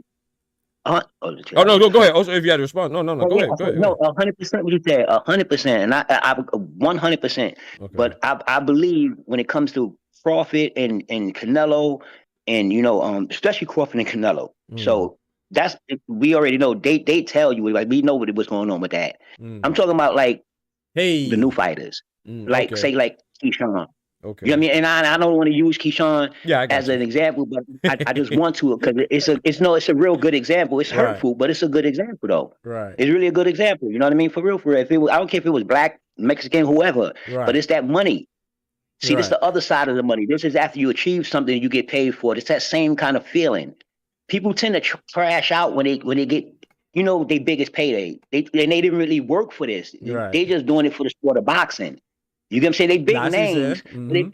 It kind of, in my eyes, for everybody that I see, from all the athletes that get this crazy amount of money, they tend to trip sometimes. You might get one or two that don't. Right. But, sometimes they tend to just blink out a little bit. You see Keyshawn just one day. It just one day.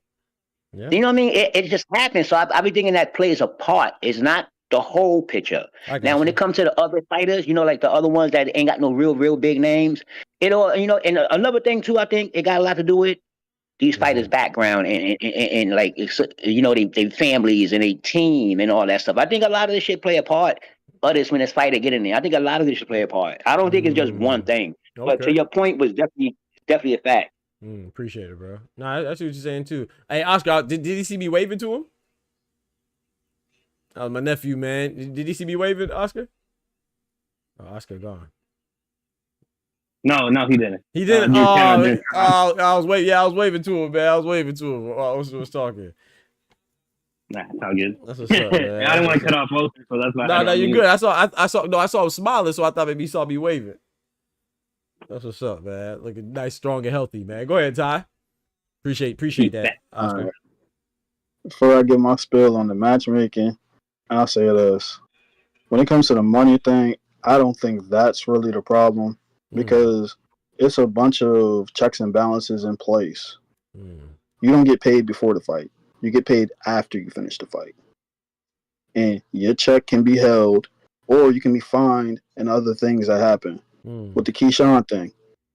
Yeah, he was set up to get his biggest payday, but he wilded out, and he ended up getting paid nothing.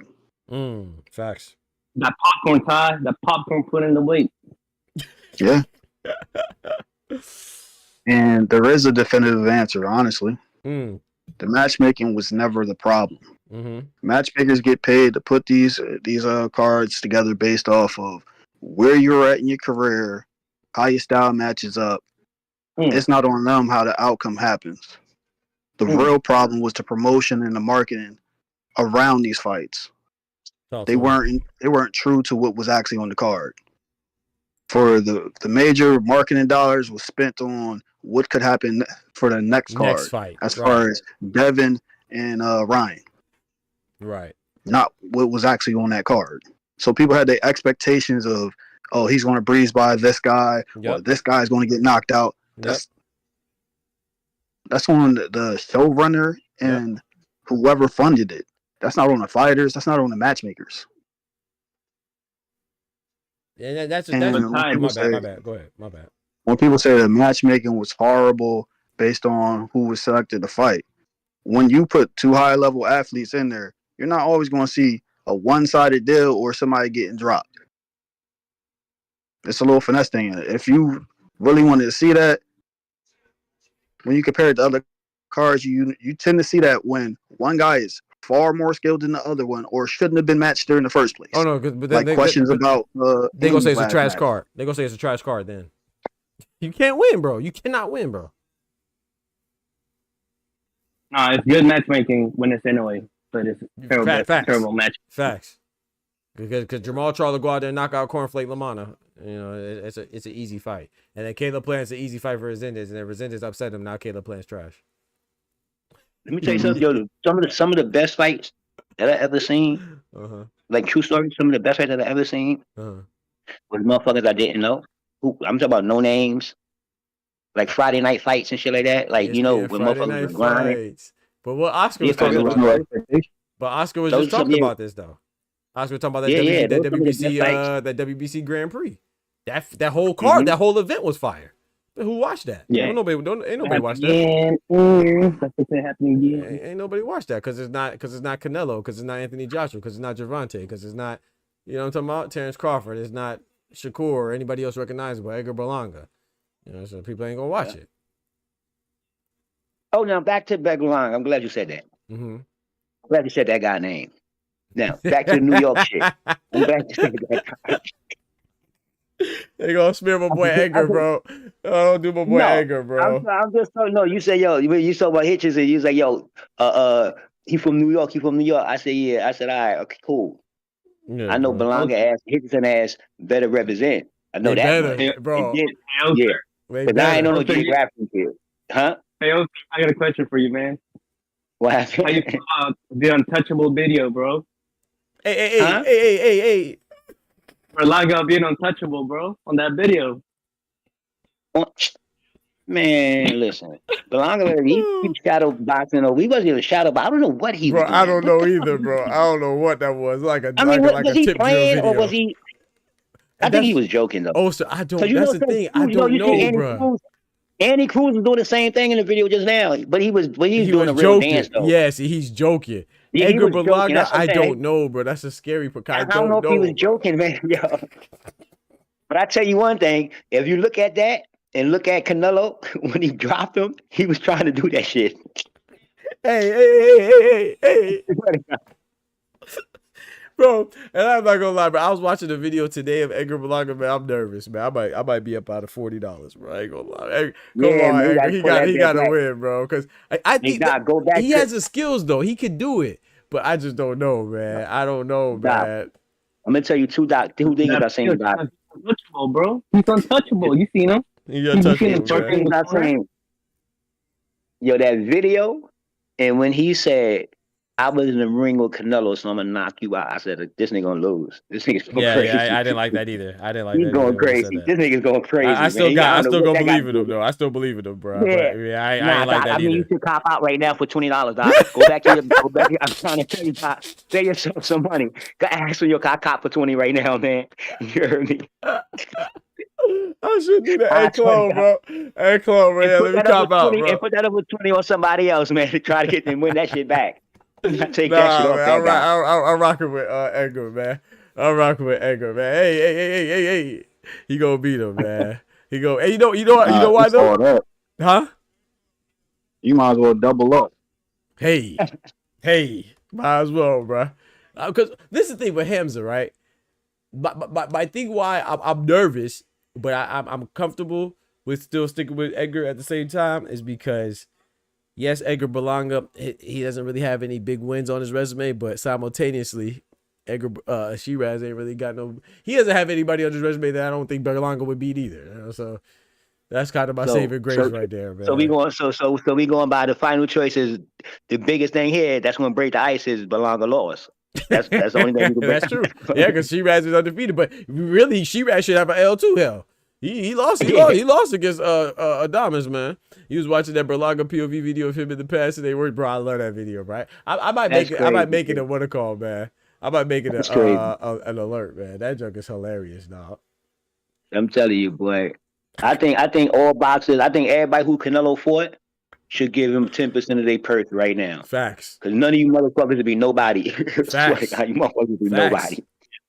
Facts. Facts. Canelo be making Facts. careers, man. Facts. Shout out to Cinnamon, man. Shout out to Cinnamon, man. Even Billy Joe Founder, bro. Billy Joe Cinnamon Founder. Tank. Yeah, Cinnamon Tank. And all those motherfuckers, they should send them motherfuckers 10% of their Facts. purse. True story. Cinnamon Tank for sure. Wait, what'd you say, Oscar? I thought Oscar was saying something. He said he was making the Rolly sounds. Yeah, I saw that one. He was making the Rolly. Yeah. And someone called him a Rolly at 168. Yeah, I saw that. I was saying that that's a big fact. That but that's due to the weight class. You know, it's just not being relevant. Neither is 135 or 168, bro. Yeah, man. 168 got a little bit of mix up, but like relevant. I say this: 135 got relevant names, no mix up whatsoever. 168 got no names, but a bunch of mix-ups. I'll say that. Yeah, you just remind me Caleb Plant lost. Damn. That's tough. Caleb Plant done, dog. Yeah, that shit sucks. Caleb Plant done. He is a rap for Caleb. Nah, you He's are. a rat. Come on, man. Come on, man. I don't think he's done, but he's on watch. You know, he's definitely on watch. I wanted There's to nowhere for Caleb to go. That's crazy, bro. I wanted to say this He's got to too. go back to Speaking of OB. that, did y'all see who Adam Azim called out today? Who? No. George Dalton Cambo- Smith. Don't tell me. No, George worse. George Cambosis. Oh man. This man But I think wants to that's- call out George Cambosis after he lost. Not even 24 hours after he lost, bro. I mean, of course, it's more than 24 hours, but you get what I'm saying. Omar, you in here? Yo, Come on. relax. I don't see you anymore, Yo, Omar. yo- Oh, I see you. I'm about to get Your off man though call me soon, Omar. crazy, man. Sorry, go Your ahead, man call Osa. me crazy. But I like Cambosis, man. I like Cambosis too. I like Cambosis. Not to win. I don't like him to win. I Nah, just, me either. just I like him. him. Yeah. That Cambosis somebody I put in there with somebody that I want to go to the next level. That'd be my gatekeeper. Like go in there with him. That's a And- good. and see what's up. And that's why Adam Azim called him out. But I think that's weak, bro. Like you don't want to fight no contenders. You don't want to fight a guy coming. And that's what George Cambosis responded. He said, "Man, you have a lot of young guys at 140." He said, "Go try to fight them, man. Stop trying to protect your." Oh, that's what Cambosis responded. I loved it. Adam Azim, he's weak as hell for that. You don't even want to fight Dalton Smith, bro. They don't even want to fight each other. It's crazy, bro. It's crazy. Dalton Smith be fake something, and then Adam Azim be fake something too. It's I'm like, telling you, bro. what the hell y'all doing? Adam Azim and I know Dalton Smith one are thing. weak as hell, bro. Weak. The next fighter that I like, that I like, he gotta have a loss. I ain't liking no fighters with no zeros no more. Fuck that zero shit. You gotta have a loss. So you gotta have a loss. You gotta have a loss, Doc. For real, for real. I didn't even do that punk shit. You gotta have a loss, man. Fuck that. I don't want no zeros no more. Man. Oh no, bro. Nah, I don't want no I zeros. feel No you zeros. though. I feel you though. I don't count Blanca a loss because He won, man. What he you counts mean, bro? as He a won, win. bro. He ain't Yeah, lose. they count as a win. So if he lose, then I count that as a loss because he didn't lose just now. He won like a motherfucker. Edgar Blanco undefeated, man. Stop playing, man. That's crazy. Omari, talk to me, man. I'm about to go ahead and get off soon. I gotta go get some food and take a Hold on, I shower. can't hear you. I'm gonna rejoin. Oh yeah, you did. Don't even My worry about it. speaker's slow. Don't even worry I about it. got. You up out of there. How those grades is on Mari first before you say something. We'll be talking about. Facts. Let me see. Let me let him talk real quick. That's the little homie, man. What's up, Omar? You good? You can hear us now? I don't see the speaker setting. I can't see it. Hold on. We can hear you though. We hear you. Yeah, if you can hear us, we hear you. Your Man, put joint that is yeah, it's like trying to come in, but it's good. Oh, talking about prospects. Is You that seen enough? that? Oh, go ahead. Omar. Go ahead, Omar. Say your piece. I'm about to get off, man. I gotta go take a shower and eat. I stink. I'm dirtier than Jaime Munguia. What'd you say? I said, go ahead and say your piece. Talk to me, man. Talk to me. What's up? What's up? What's up? He said, what's up? I'm about to get off pretty soon. I want you to talk to the people, Omari. Let them know what's good with you, man. What's some grades looking like, man? It's cool right now. It's cool right now. How you like that, Sender? Aren't you in summer? How you like that? Fact. Huh? Aren't you in summer right now? He got caught lacking. I Right. think I am. You I think you can't. are? Yeah. Like, so what kind of grades you got? Talking about your grades good. You in I summer got school? grades. You in summer school? You in summer school? I'm not in summer school. No. So what grade you talking about, bro? What grade you got right now? The grace Yeah, of man. God, bro. Cause my What's going on, mom, Mari? my mom makes me do extra homework Oh, okay. on summer Okay. school. Oh, okay. Cool. Okay, Shout cool. out to moms, man. Shout out to moms. Go ahead. Shout out to I think moms. Oscar wanted to ask you something. Go ahead, Oscar. What do you feel about that Sender size card? It's full of prospects, and she's about to get that interim title. The who card? Xander Zayas and Jorge Garcia Sorry. Perez. Yeah. I never heard of him. I never heard of him. I'm not gonna lie. That's Shushu's homie, man. That's your homie. That's your homie's homie, man. They both he's a young I don't know prospect. my homie. Oh, okay. I feel that. You don't know them. I feel that. Hey, that's wise. That's wise right there. Those wise words right there. I don't know my homie's homie. I feel you on that. That's a good thing. Now, listen, since you don't know your homies, your new project is your Doctor Channel homework. Is when you get back up here, you're gonna know your homie. There it is. Look up who's Xander's All you eyes gotta do is beast. research him real quick. Look him up, Facts. and you know your homie. Facts. You got a deal, Omari? Yeah. That's right. We're gonna ask you the same question when you get back here. Now, don't forget the question, because we're gonna come back with the same question. All right. That's what I'm talking about, man. You gonna watch Brian Norman versus Jin Sasaki? Yeah. That's I'm it. gonna watch it. That's gonna be early in the morning, though. It's like 4:00 in the morning. No. Might be earlier than that. Yeah, no, you're right. Okay. 4 o'clock. What is coming on? What network? ESPN. Top rank. Mm-hmm. Oh, ESPN. Yep. Yeah, Top Rank is usually on ESPN. Yes, sir. Oh, I'm watching that. Yeah, we gonna be up. Good. You said 4 in the morning? Yes, sir. I just be coming off the ball. I'm about to watch that. Yes, sir. Dog, I got a question for you, man. Yes, sir. Actually, for the whole panel, predictions for that fight. I got Norman at 6. I got a question for you, Doc. What you think gonna be? What you think will be? Why? What you think? 2 questions. What you think will be Brian Norman Jr. next fight? Next actual fight that's really, his actual really fight. And what you think that well, let me say that. What you think his next fight? Because because I gotta say it this way, because people make fights for money now. You know what I mean? So you got to ask these questions. And it's kind of different now. So I can't say what's the next best fight, because what's the next best fight for the money for Brian Norman that's available, and what's the next best fight for Brian Norman legacy? Oh, that's easy. What you think? Legacy for me is Boots. Best fight that's available. Okay. I don't know if it's gonna. I don't think it's gonna happen. But Devin Haney. I've been hearing a lot of talk about Devin Haney and Brian Norman. So I think that's a money one. Yeah, I think that's a money one for him. Okay, cool. I don't know if it happens, but that's the one I think is a money one. But the legacy Boots. And Oscar? Boots is legacy? Okay. Yeah, for sure. In my opinion, at least. Omari, what you think, Omari? You heard the question? Yeah. I agree with Doc. I'm going with Doc's man. Shout out to I think Omari. he should fight for legacy Boots. Potential fight Devin Haney. Mm-hmm. I'm trying to figure out how to turn my speaker on. Oh, I got you. But yeah, I'm about to go ahead and slide, man. I gotta take a shower, man. Give me a closing statement. We're gonna start off with Omari this time. Closing statement? Yes, sir. Closing statement is it could be anything. Anything. Joseph Parker will lose to that. Joseph Parker will lose to Deontay Wilder. I don't care. They already fought. I don't even know if they already fought. I don't really look into Deontay Wilder. But they did. If they fight again, Deontay Wilder. That's what I'm talking about. Shout out to Omari. Yeah. Talk to me, Oster. I already know where he going. I don't even know why I go to this man. No, I'm switching up today, Doc. Okay. Yo, we all know what. Not that much, but I am. Don't forget to smack that like button, y'all. Appreciate it. Hey, y'all, do any of y'all go to Cinnabon? The joint you've been outside of? Man, don't say that, bro. I'm just saying. No, do y'all go to Cinnabon? Yes or no, man? I can't, bro. That's why I'm mad, because I can't, because the closest one is freaking 2 hours from me, man. I'm so hurt by that, bro. But yeah, I used to. I don't know anymore. Oh, I love Cinnabon. You're crazy. They got a new sandwich in there.